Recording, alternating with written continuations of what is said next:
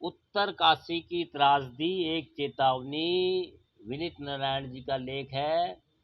भाई उत्तरकाशी की त्रासदी एक चेतावनी है कि भाई भूस्खलन हो रहा है, बादल फट रहे हैं और भैया सारी बात है प्रकृति से छेड़छाड़ भी चल रही है वर्षों से।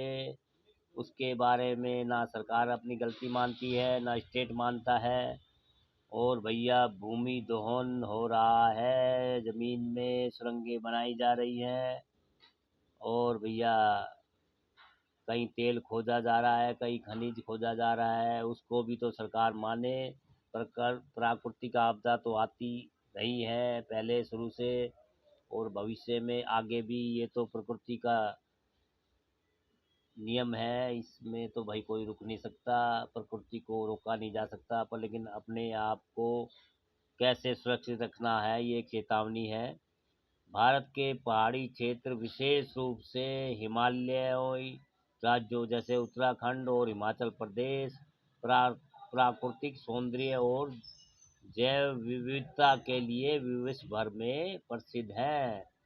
ये क्षेत्र न केवल पर्यटकों के लिए आकर्षण का केंद्र है, बल्कि गंगा, यमुना और अन्य प्रमुख नदियों के उद्गम स्थल भी हैं, जो देश की जीवन रेखा है। हालांकि हाल के वर्षों में इन क्षेत्रों में प्राकृतिक आपदाओं की बढ़ती आवृत्ति और तीव्रता ने गंभीर चिंता पैदा की है।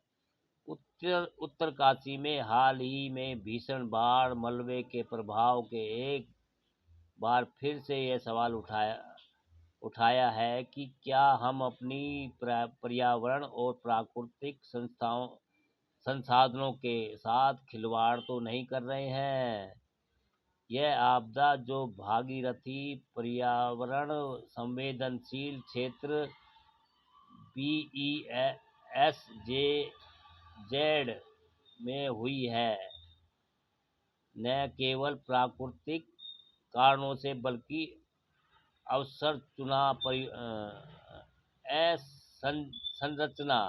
अवसंरचना परियोजना के कुप्रबंध और पर्यावरणीय असंतुलन के कारण भी विनाशकारी बन गई है। यह समय है कि हम इस मुद्दे पर गंभीरता से विचार करें और तत्काल कार्रवाई करें।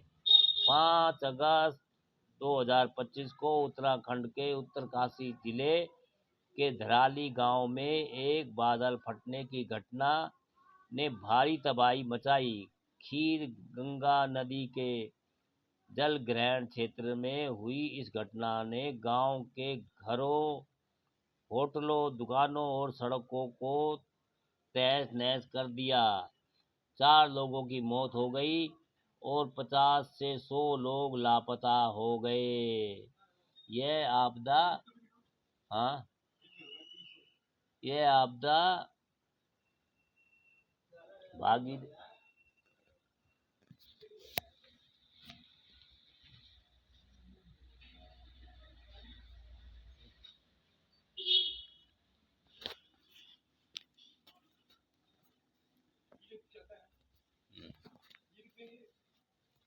ये 5 रुपए की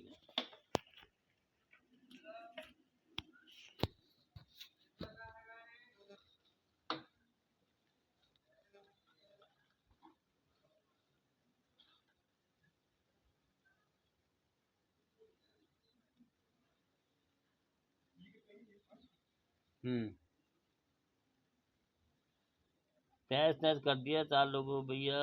इसके बाद हो गया 4 लोगों की मौत हो गई और 50 से 100 लोग लापता हो गए। आपदा भागीरथी पर्यावरण संवेदनशील क्षेत्र में हुई, जो 2012 में गंगा नदी की पारिस्थितिक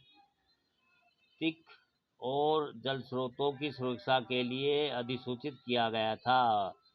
विशेषज्ञों का मानना है कि इस क्षेत्र में अनियंत्रित निर्माण कार्य जैसे कि नदी के बाढ़ क्षेत्रों पर होटल और हेलीपैड का निर्माण ने इस आपदा को और अधिक गंभीर बना दिया। उत्तरकाशी कि यह घटना कोई अपवाद नहीं है। पिछले कुछ वर्षों में उत्तराखंड और हिमाचल प्रदेश में बार बार बाढ़, भूस्खलन और बादल फटने की घटनाएं सामने आई है। 2013 की केदारनाथ जिसमें अम,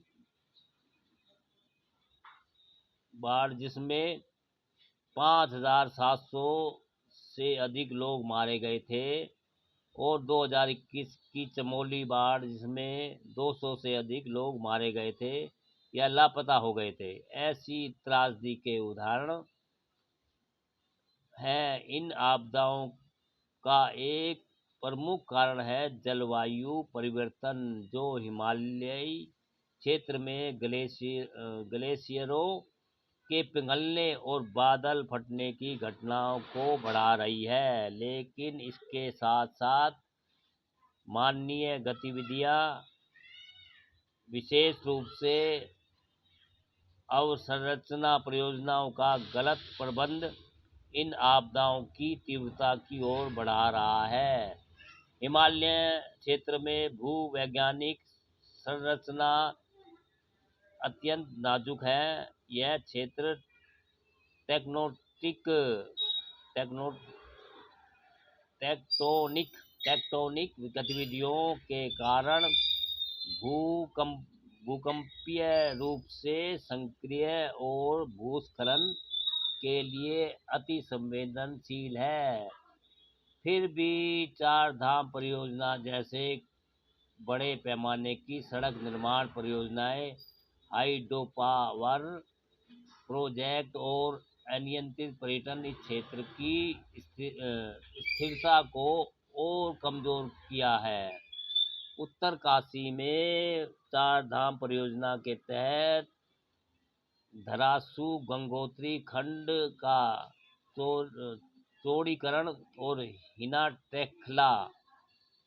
टेकला के बीच प्रस्तावित बाईपास, जिसमें 6,000 देवदार के पेड़ों को काटने की योजना है, पर्यावरणविदों के लिए चिंता का विषय रहा है।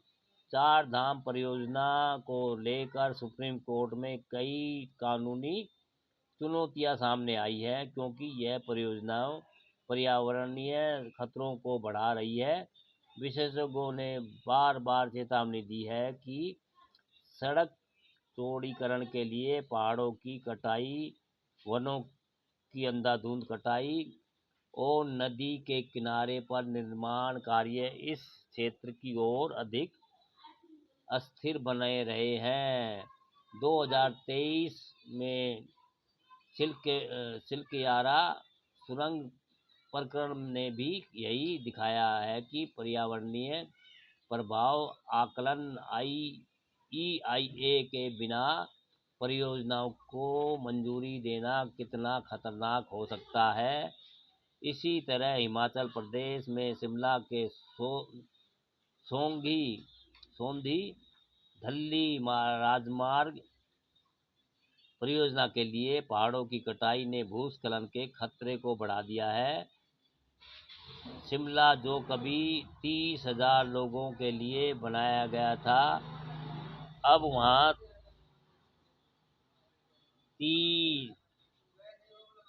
3 लाख लोग और लाखों पर्यटकों का बोझ रह रहा है। कुल क्या 1 रुपए की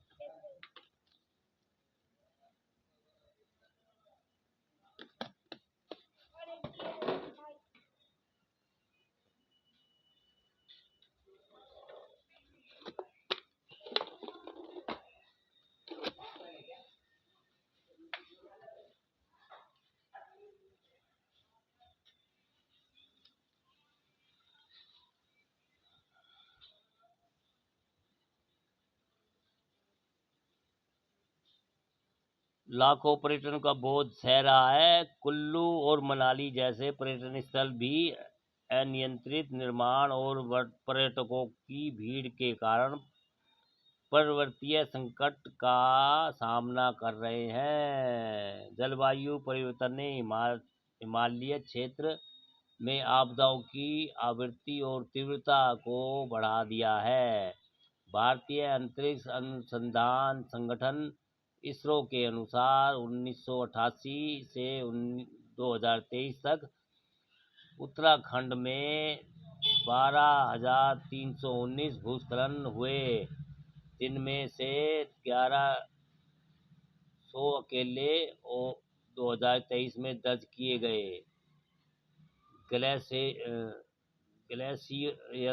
ग्लेशियरों का तेजी से पिघलना और ग्लेशियर झीलों का विस्तार ग्लेशियर लेक आउटवेस्टफल्ड GLOF का खतरा बढ़ रहा है। उत्तरकाशी की हालिया बाढ़ में भी विशेषज्ञों ने GLOF की संभावना जताई है। पर्यटन उत्तराखंड और हिमाचल प्रदेश की अर्थव्यवस्था का यह प्रमुख हिस्सा 2023 में चार धाम यात्रा में 56 लाख से अधिक पर्यटक आए, जिसके कारण होटल, लॉन्च और सड़कों का निर्माण तेजी से हुआ। हालांकि यह अनियंत्रित निर्माण नदी किनारों और अस्थिर ढलानों पर किया गया, जिससे प्राकृतिक प्रतिरोधी को नष्ट कर दिया गया। जोशीमठ में 2023 में 700 से अधिक घरों में दरारें आ गई, क्योंकि यह शहर प्राचीन भूस्खलन मलबे पर बना है और वहाँ टपेश्वर, विष्णुगढ़ जल विद्युत परियोजना और चार धाम सड़क परियोजना ने इसके ढलानों को अस्थिर कर दिया। उत्तरकाशी की त्रासदी और हिमाचल उत्तराखंड में बार बार होने वाली आपदा ये स्पष्ट करती है कि अब केवल चर्चा पर्याप्त नहीं है, हमें तत्काल और ठोस कदम उठाने होंगे। BESZ जैसे नियमों को सख्ती से लागू करना होगा। भैया, उत्तरकाशी की त्रासदी एक चेतावनी। और भैया, सरकारें नए राज्य सरकारें, केंद्र सरकारें नियम लाती है और भैया आम जनता अपने भैया मकान जैसे बना लेती है और भैया भूस्खलन वगैरह वगैरह। मतलब ये है कि गवर्नमेंट की और राज्य की तरफ से कोई इतना बड़ा मतलब प्रोजेक्ट या इतनी सुरक्षा की गारंटी नहीं है। सब प्रकृति भरोसे, राम भरोसे चल रहा है। दोस्तों, हमारी वीडियो, हमारी जानकारी आपको अच्छी लगती है तो लाइक, कमेंट, शेयर भी करते रहिए। दोस्तों, हौसला बढ़ाते रहिए।